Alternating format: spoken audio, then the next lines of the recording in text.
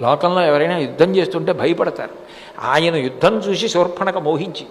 ఎందుకంటే ఇది ఎక్కడి యుద్ధం? ఎప్పుడు వింటినారి లాగుతాడో, ఎప్పుడు బాణం తీస్తాడో, ఎప్పుడు సంధిస్తాడో, ఎప్పుడు విడిచిపెడతాడో తెలియదు, అలాగే నించుని ఉంటాడు.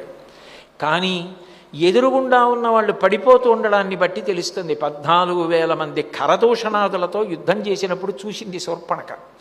ఇన్ని వేల మంది ప్రయోగించినటువంటి ఆయుధాల్ని, బాణాల్ని పడగొట్టాడు. అంతమందిని చంపేశాడు 1 గంట 48 నిమిషాల్లో. అసలు అదేం బాణ ప్రయోగం? అసలు అదేం నిలబడ్డం? ఎప్పుడు తీశాడు? ఎప్పుడు ప్రయోగించాడు? అక్కడ ఆయనని మోహించింది శూర్పణఖ. అంటే అసలు యుద్ధం చేసినా అంత గొప్పగా చేస్తాడు. అందుకే లోకంలో యుద్ధం చేస్తున్న దాని మీద వర్ణించరు. అంటే ఆయనని నేను కీర్తిస్తాను అనరు. కానీ రామదాసు గారు బండన భీముడు అత్తజన బాంధవుడు ఉజ్వల బాణతోణ కోదండ కళాప్రచండ భుజతాండవ కీర్తికి రామమూర్తికి రెండవ సాటి దైవమికలేడనుచున్ గడకట్టి భేరి కాడాండ డరాండడాండ నిడదంబుల జాండము నిండ మత్త వేదండమునిక్కి చాటెదను దాశరథి కరుణాపయోనిధి అని ఆయన యుద్ధం చేస్తే రుద్రతాండవం చేస్తాయి భుజాలని వర్ణించాడు.